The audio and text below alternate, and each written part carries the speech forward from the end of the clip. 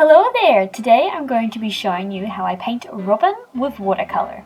This video was requested from my friends and I had a great time making it for them. This is the brand of watercolor paper I like to use. Here is my Star Wars pencil case, my mechanical pencil, and my black brush tip marker. You'll also need a rubber. For the first part of the sketch, we're going to draw the basic shapes of its structure. Draw a small circle for the bird's head, then draw a bigger circle for the body, just overlapping the head. I'm just going to start to define the head a bit more and draw some lines to indicate where the eyes and beak are going to go.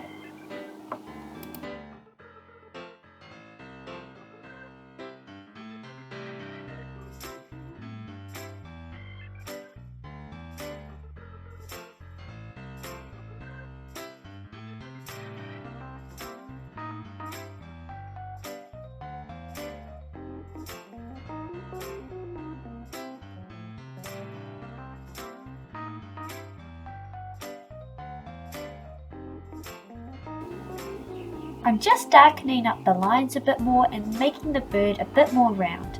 Now I'm going to be starting on the tail feathers. Now I'm just adding on the wings in the middle of the body.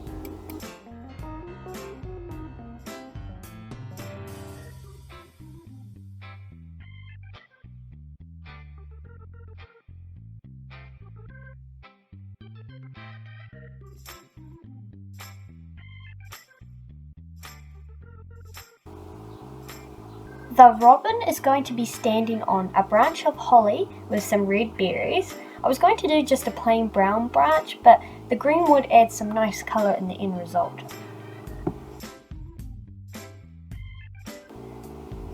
Now I'm just adding on the feather details on the wings.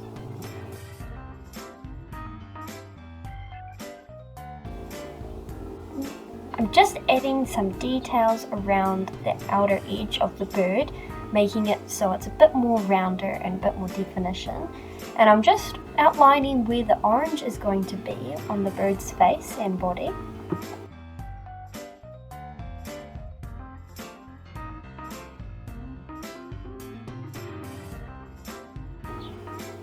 Just adding the last few changes.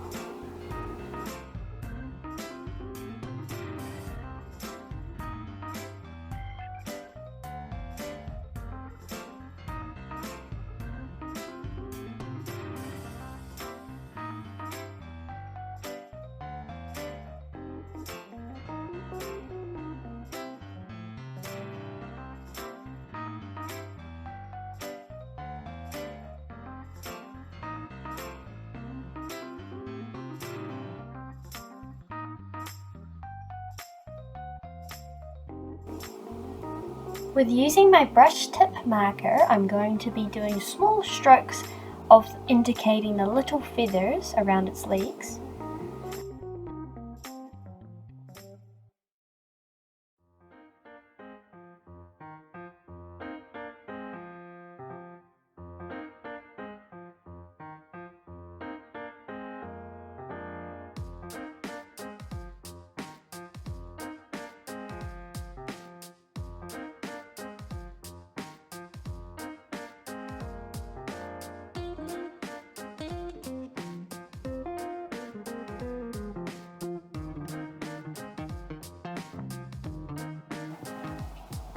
Since I'm going to be using watercolor on my bird, you'll need to make sure it is waterproof.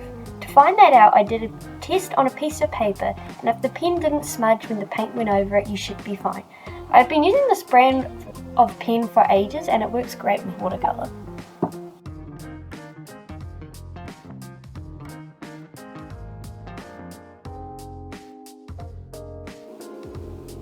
For the outline on the branch, I'm purposely making the lines a bit wobbly to make the branch have a bit more character rather than just a straight line.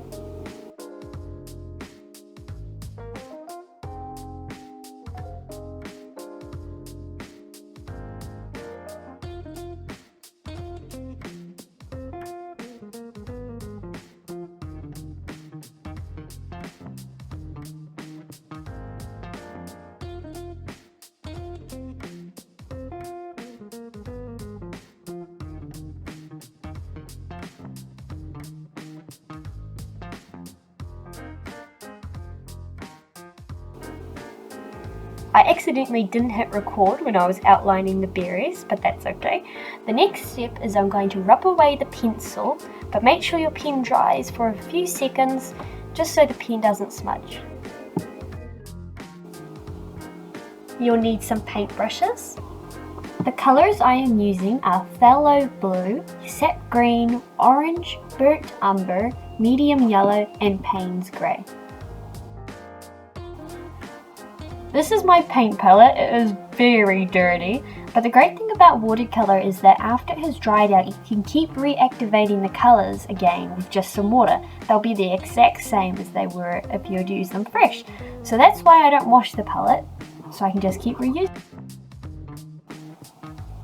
You will also need some red paint and a jar of water and a few paper towels. If you have never used watercolours before, this is a quick tutorial on how they work. The more water you add to the paint, the lighter it will be. So the less water on your paintbrush to more paint, the paint will be quite pigmented. But of course, lots of water, the paint will be very light. And that's how you get quite variations in the colour, is of more water you add or less. I also like to have the paper towel right beside me while I'm working to quickly dab off any excess water on my paintbrush if I have too much.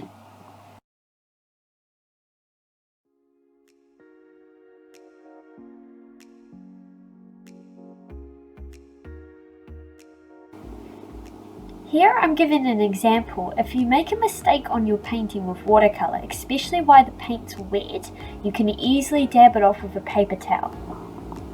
And if there is still slightly a bit of colour left behind after dabbing the paper towel, like there is with my blue paint, if you get some clean water on your paintbrush and rub it over the paint, the next time you put the paper towel on top, that should disappear.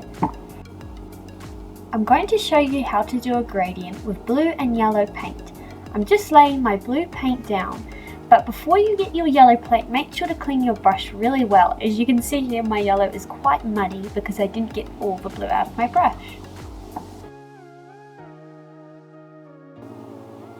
To make a gradient, make sure your paint isn't super wet that the paint is just going to slide off the paper. I like to make my paint slightly more on the drier side, but still wet enough that it can blend. So put blue at one end and yellow at the other, and just as you're bringing the yellow to the blue, go over the middle a few times.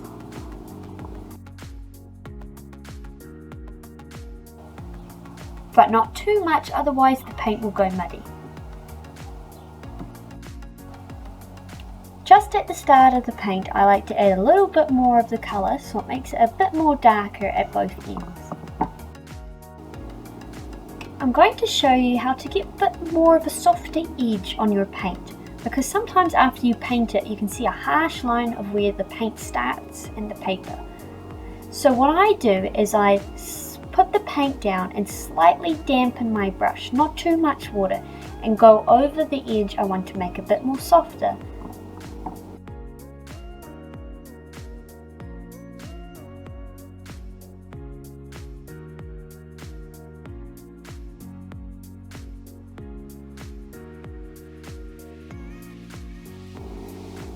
After the paint is dried, you can go back over with another layer of paint and it will make it more darker.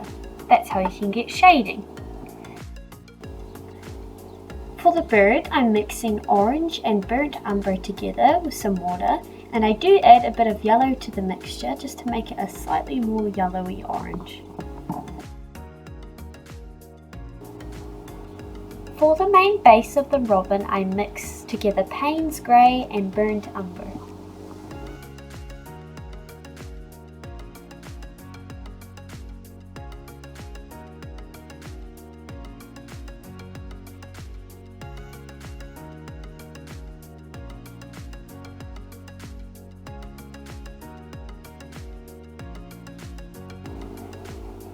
Paint a layer of orange around the bird's face, and here is when I add a bit more yellow to the orange.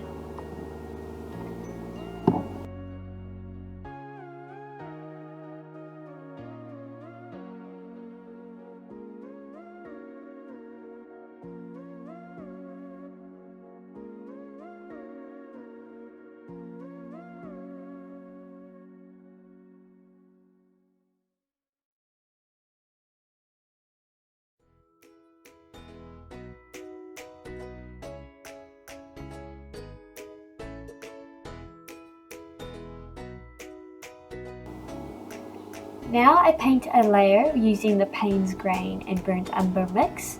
I purposely miss a few areas to leave gaps of white to kind of show like feather texture. I darken up the paint with a bit more of each colour and put that underneath the feathers to cast a shadow, and to more of the left of the bird I leave more white to show the light shining.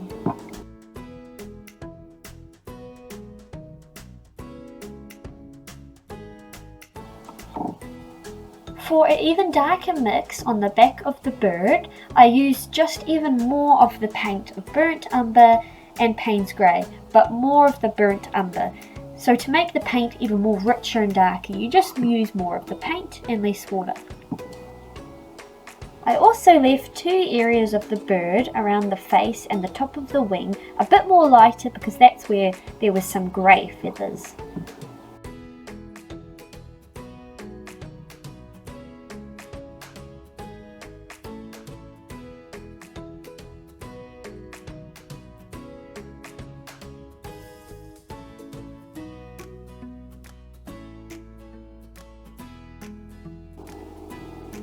I'm just adding more paint around the bird, adding some detail and darkening up the shadows. As watercolour, you have to start off as light and then work your way to dark. Where acrylic, you can work from either way, but if you start off dark, you can easily add light paint over it. With watercolour, you can't add lightness back, you can only go darker.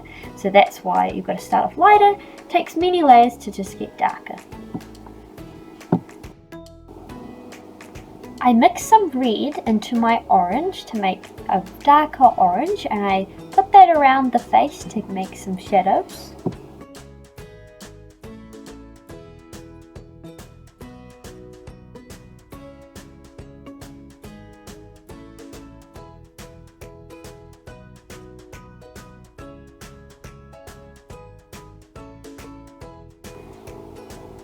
For the branch, I use some sap green.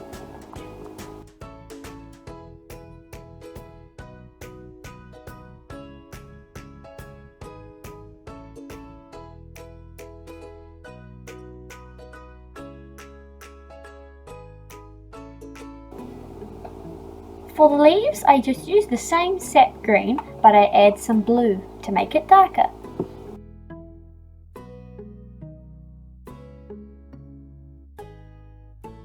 My red was slightly more pink, so I added some yellow to make it more red.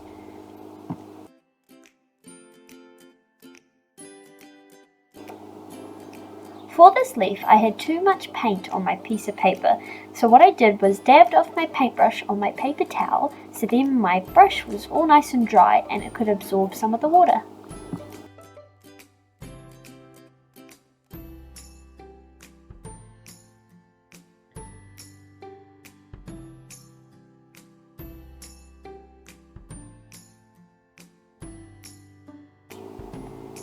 I'm just adding some more detail on the bird and darkening up more of the shadows again.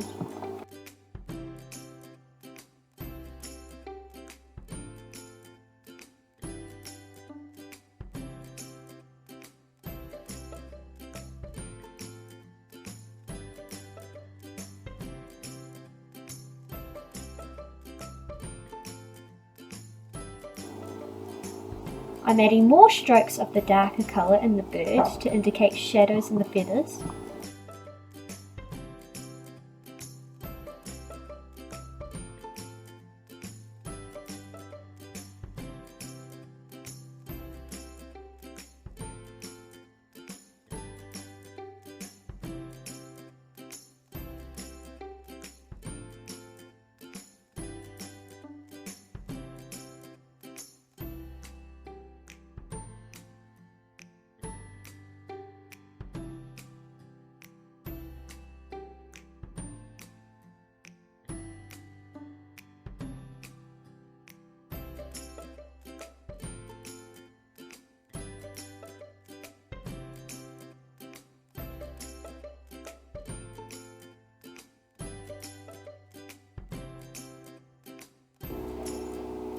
I accidentally didn't recall me adding in a lot of the shadows onto the branch, leaves and berries, so I just did a slightly darker version of each of the colours just in the shadows. For the next step in this tutorial, I'm going to be using a white gel pen. Here's a little demonstration on how good they are going over black pen.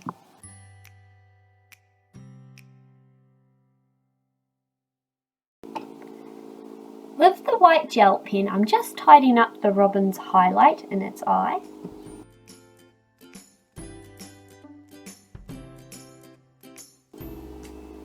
I'm also adding a highlight on the beak and some on the berries.